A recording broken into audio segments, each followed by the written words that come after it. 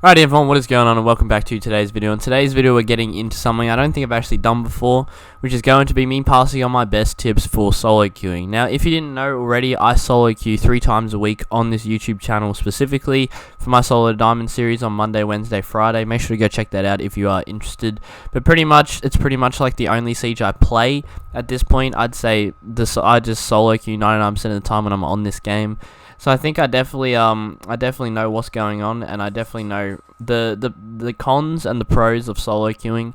Although I may not be the best performer as a solo queuer, that's really it really doesn't change for many people at all.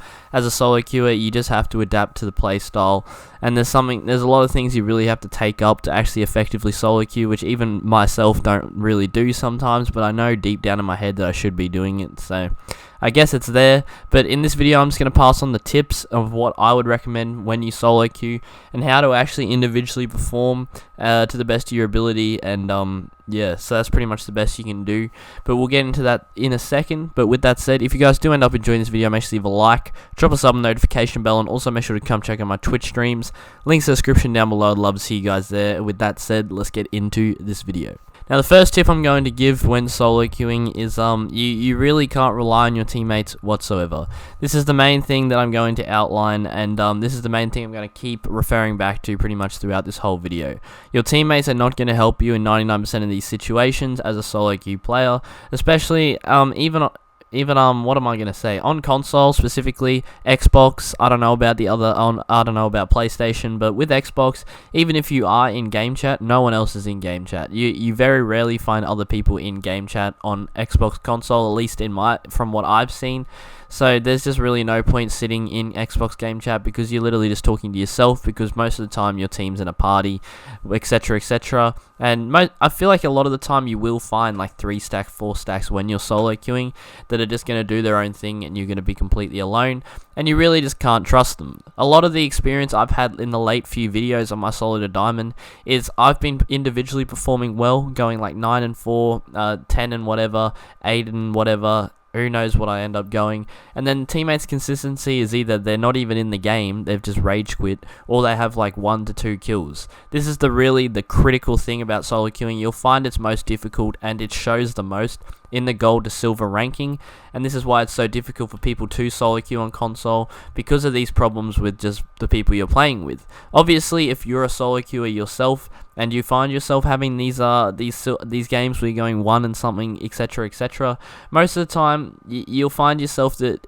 as a solo queuer, you're usually around about the rank you should be in. If you solo queue 100% of the time, that means there's not really anyone to carry you unless you get lucky with a teammate. But the very next game, you're probably going to get unlucky with teammates, which means the rank you're in usually is about what you should actually be playing at, which means most of the time you probably won't find yourself getting sold out. The problem is when you're solo queuing, you're finding all these people who get boosted, carried, bought accounts, whoever else knows, and then they just suck, and they can't keep up with the lobbies that they're playing in, and then that's what brings you down, and that's what lets you down, pretty much just significantly based on teammates. Now this is kind of probably sounding like a dig at just half the people who play this game. I don't mean this at all. It is okay to have a bad game. If you generally just have a bad game, like you'll notice in my solo diamond videos, I usually do outline teammates didn't help me out in this specific situation, and that's why I'm kind of going at them. But I do understand that bad games do happen, and we move on. I'm not gonna keep whinging about it to my parents tomorrow because I didn't win a ranked game. Like it's not that deep. Just take the loss, move along. You can let out your whatever opinion you have in the moment, and then you just move along and get into the next round, the next game, whatever. You don't want to come at your teammates. We don't need you sending them messages telling them to uninstall. It's not going to benefit anyone. We have bad games. But yes, in that certain situation as a solo queue player, if your teammates are not showing out, then yeah, you're probably going to get a little bit mad. That's fair. But in terms of teammates, that I've pretty much just gone over a little bit of a sum up of pretty much all the reasons why your teammates will probably let you down when you're solo queuing.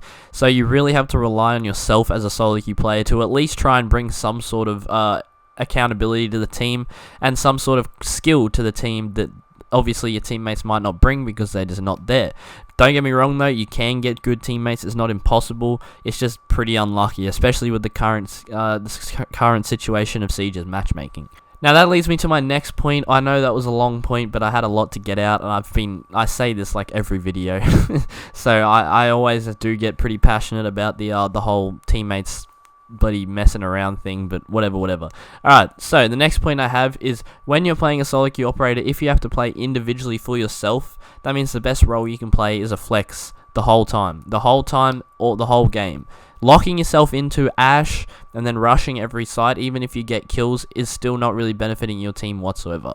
If you're acing the team every round, then go ahead. But most of the time, you'll find yourself you're not doing that, and you're gonna need to really start focusing on more flexible operators. Like if your team doesn't bring a hard breacher, even if you have no communication with them at all, which is 99% of solo queues, and even if they're all like playing terribly, you still should pick Thermite just so it gives more potential for the team to actually do something, along with making an area for yourself to utilize. So I think this is probably a better strategy to think of. You want to keep it flex as much as possible. You want to keep it all around just playing for yourself. You don't want to play for anyone else. That's the whole point of solo queuing. You don't want to let anyone else in on what you're doing. You obviously can. If your teammates do happen to invite you to the party, utilize it. But with that said, you definitely still do want to focus on just doing your own thing, playing your own game, and playing that flex role, which is a very important thing when solo queuing. Now, another thing when solo queuing that you're going to want to take in is you're definitely going to want to have like the best capabilities when it comes to fragging. Obviously, as a solo queue player, you're not going to be getting callouts if we're referring to no communication solo queuing. If you're solo queuing and then you get invited to a party, you're not really solo queuing anymore, I suppose. I guess you queued into the game solo, but you're with a team now, so you're playing a team game even if you don't know them. If all of you understand basic functions of the game, it doesn't really matter. You're pretty much queued up now. But you'll find that once you get into these situations where you don't have any teammate support at all, no communication at all, you're gonna need to focus yourself on being able to maximize your kills. Your kills are going to be important because you're going to get into gunfights where you're probably not really going to be able to utilize anyone else's callouts, anyone else's drones, anyone else's whatever you want to utilize to assist you with these kills. So you're playing your own game. So you want to make sure your fragging capabilities is at the top of its game if you are going to choose to solo queue and you have intentions of pushing into the higher ranks while doing this solo queue. You need to be at the top of your game on your aim, positioning, etc. The best way to train this is through Terrace Hunt. Even just warming up will probably better prepare you instead of just jumping straight into a solo queue game. Definitely getting a warm up in will help you out in the long term. Just making sure you're on top of your game because you don't really have anyone else to support you is definitely the number one thing I think you should be aware of when solo queuing. And also, another tip that I'd like to pass on, well, the next tip that I would like to pass on, is try and utilize your drones as maybe like flank covers. If you're specifically holding a position, you got no teammates around you, you probably want to have a drone like around that you can check if you feel like you're at risk of someone flanking you. Because obviously, as I said before, callouts are out of the picture. You don't have any callouts, so you're going to have to give yourself intel. This may put you in a bad position, yes, and it's obviously much easier for a dead dude to just watch the camera and give you a call out. This is literally a prime example of why the Siege is a team game, and getting a squad is the best thing I can recommend for you, but I know not everyone has that situation. Such as myself, I just solo queue. So yeah, there's nothing wrong with solo queuing if you don't really want to play with anyone, you just don't want to talk to people. That's fair, I'm not hating, but most of the champions have a squad is the only point I'm making here, and you're probably going to want to get one if you do have goals of getting to the best of the best. But back to solo queuing, I definitely think that utilizing drones to cover your flank as well, and just pretty much just doing everything yourself. I feel like that's pretty much the main tip I could give from what I'm putting together in all of this content, is doing everything for yourself is pretty much the aim of the go for solo queuing. Like being able to be a flexible operator pick, being able to cover yourself with these frags, get those kills, get those numbers up, and also being able to like cover your own flanks as well, give intel. Even putting a drone there, the dead teammate can still ping, so it might help you out in the long term. Just think ahead, I suppose. Try and think of what teammates might do in terms of helping you out, even with no communication. And I think definitely the last thing that I would pass down would be to just play your own game. That's pretty much all there is to it. Play your own game, play Siege the way you want to play it. Don't really worry about the other people. Obviously take them in consideration, but play your own game. Don't be afraid to, like, if you know someone's in there because you are actively droned ahead of you, and you know your, I'll say it, dumbass teammate pushed in there without droning because he's an idiot, use him as bait. Let him go in there, let him die, and then you get the kill. I don't know. I mean, you have to adapt to solo queuing. Like if your teammate is gonna go in there, you have no way to call it out. He's gonna distract this enemy that you know is there. Why not take advantage of that? And then he's gonna go. It's too late for you to save him. Obviously, try and save him if you can. It's too late for you to save him. He's just run in there, distracted the enemy that you know is there. Why don't you go opposite direction if the opportunity arises, and then pick off that frag, get the refrag.